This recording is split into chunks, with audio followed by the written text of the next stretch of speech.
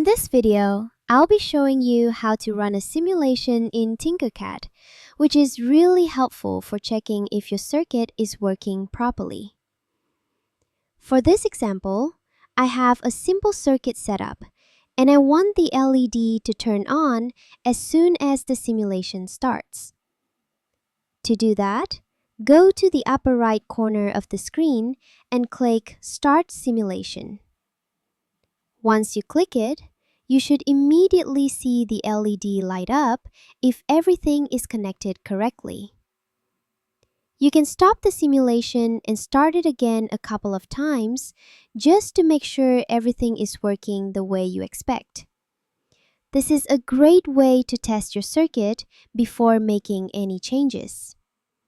And if you're working with more complex boards, you can even add and run code to control how your circuit behaves during the simulation. And yeah, that's basically how to simulate in Tinkercad. Thank you for watching.